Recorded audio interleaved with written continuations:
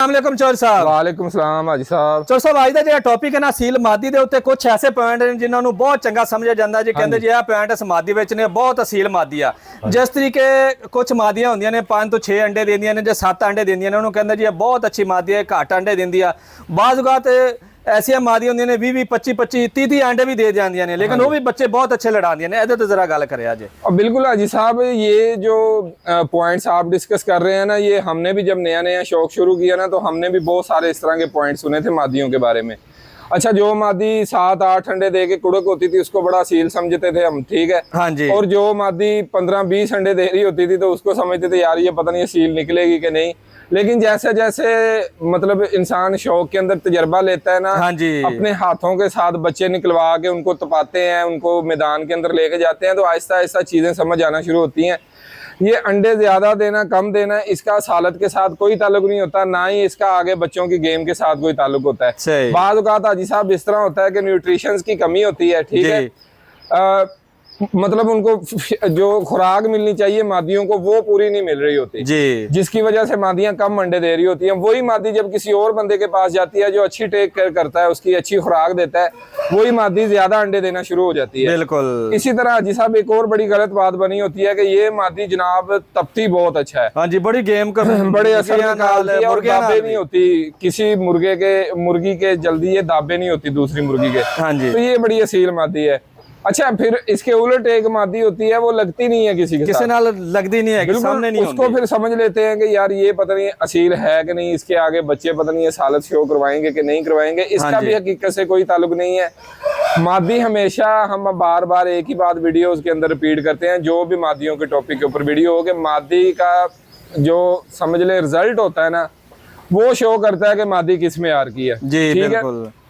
बाज़ औक़ात देखने में मादियां बिल्कुल आपको ऐसे लग रही होती हैं जैसे ये असील ही नहीं है, टर्ली मादियां हैं, लेकिन वो आगे रिजल्ट इतना अच्छा दे रही होती हैं। वो जिस बंदे के पास मौजूद होती हैं, जो बंदा उनका रिजल्ट ले रहा होता है, उनका उसी को पता होता है, ठीक है। अब बाहर से एक बंदा शो करने आता है ना, उसके ज़हन के अंदर डिफरेंट किस्म के पॉइंट्स होते हैं। वो नली को देखता है, आगे चेहरे को देखता है, मादी की आंख को देखता है, ठीक है, उसके गंड जोड़ पल्ले हर चीज को उसने नोट करना है कि ये मादी पॉइंटों के अंदर पूरी है। लेकिन उस बंदे को पता होता है जो बंदा उसका रिजल्ट ले रहा होता है कि मादी ये किस मेयार की मादी है। अच्छा, इसी तरह और भी बहुत सारी, जिस तरह अब कहा जाता है कि खुड्डा मादी बनाती है जी, बिल्कुल, ठीक है। इसमें ये बिल्कुल भी झूठ नहीं कह सकते इस बात को, इस बात में भी हकीकत है। लेकिन मादी के म्यार का जब तक आप उसके ऊपर मुर्गा नहीं ना लगाएंगे तो मादी खुड्डा नहीं बनाएगी जी, बिल्कुल। अब कुछ मादियां इस तरह की होती हैं जो हर मुर्गे के साथ रिजल्ट दे रही होती है। इन मादियों का हमने पहले भी वीडियोस के अंदर जिक्र किया हुआ है जी। हर मुर्गे के साथ रिजल्ट दे रही होती हैं, तो बंदा समझता कि यार ये मादी जो है ना मेरा ये खुड्डा बना देगी मादी जी। वो फिर मतलब कोई भी मुर्गा उसको अच्छा लगता है, उसका गेम स्टाइल अच्छा लगता है, वो ला के मादी के ऊपर फेर देता है जी, ठीक है। वो मादी आपको रिजल्ट दे रही है, आगे बच्चे मैदानों के अंदर उसके जा रहे हैं, वो परफॉर्म भी कर रहे हैं। लेकिन खुड्डा बनाने का मकसद ये होता है कि नस्ल दर नस्ल जो आगे है ना आपके पास ब्लड लाइन बने, यानी कि मुताजी ना होवे, वो जाए मैदानों के अंदर जी, ठीक है। लेकिन अगर आप हल्का मुर्गा लगा के उस मादी के ऊपर छोड़ेंगे एक दफा, तो वो मैदान के अंदर चले जाएंगे बच्चे, या आप गेम कर लेंगे, या तपनियों के अंदर आपको बहुत अच्छा रिजल्ट दे देंगे, लेकिन वो बच्चे आगे फिर अपना रिजल्ट नहीं दे सकेंगे ब्रीडिंग के अंदर, क्योंकि उनके पीछे समझ लें कि एक हल्का ब्लड लगा हुआ होगा, ठीक है। इस वजह से अगर आपने खुड्डा बनाना है, अपनी ब्लड लाइन बनानी है, तो मादी का और नर का एक मेयार के ऊपर अच्छा होना जरूरी है, मतलब दोनों का बहुत ज्यादा अच्छा होना जरूरी है। अच्छा, एक केस इस तरह का होता है कि लेट्स सपोज आपके पास कोई इस तरह की मादी आ गई है, हाँ जी। अब वो मादी साल में अंडे भी एक आध बार देती है, और आपके पास उस मादी के म्यार का मुर्गा भी नहीं है, ब्लड दा जो म्यार दा मुर्गा नहीं है, या चले साल में एक बार नहीं अंडे देती है, आप किसी से ले आए, आपने उसका रिजल्ट देखा हुआ है मादी का, और उस बंदे ने आपको ये 1.5-2 माह के लिए मादी दे दी है, ठीक है।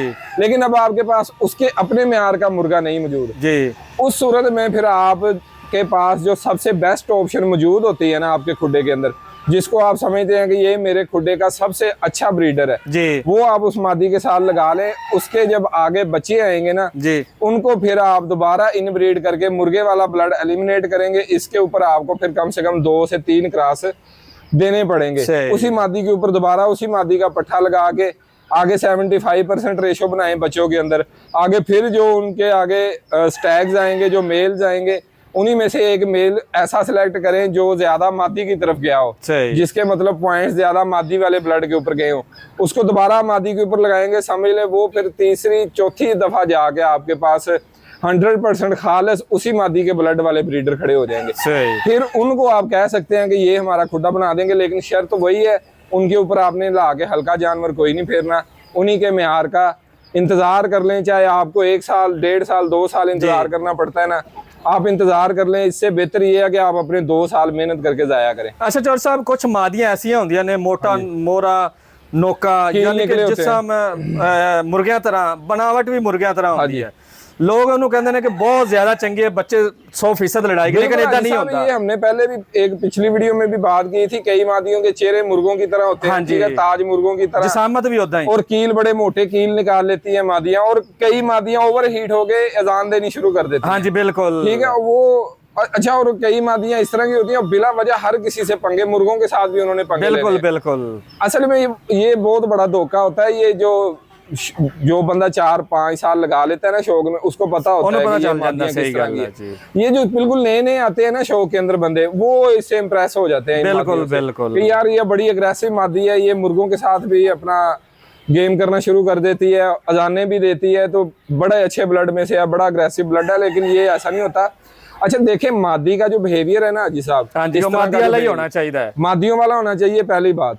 और दूसरे नंबर पे मादी का बिहेवियर उसके रिजल्ट के ऊपर इतना खास असर नहीं डालता। सही। मादी का जो रिजल्ट है ना, वो उसके जो जीन्स है अंदर, उसका जो ब्लड है, हाँ जी, वो असर डालता है उसके रिजल्ट के अंदर। ठीक है, ये बिहेवियर का या तपना ना तपना, दाबे ना होना, ये कोई तल्लक नहीं होता बच्चों के अंदर इतना, ये चीजें मुर्गे की है ना, जो मुर्गे का जो बिहेवियर है, हाँ, वो असर डालता है अपने बच्चों पे। इस टॉपिक के ऊपर, बिहेवियर के ऊपर हमने पहले भी 1-2 दफा कोशिश की है कि वीडियो बनाएं, लेकिन कंटेंट इतना ज्यादा हो जाता है इसके अंदर, फिर हमसे शॉर्ट वीडियो इसके ऊपर बनती नहीं है। ठीक है, तो कोशिश करेंगे इंशाल्लाह इसकी फिर पूरी एक सीरीज बनाएंगे, इसके ऊपर वीडियो बनाएंगे। उम्मीद करते हैं आज की वीडियो सब भाइयों को पसंद आई होगी। मिलते हैं नेक्स्ट वीडियो के अंदर। अल्लाह हाफ़िज़।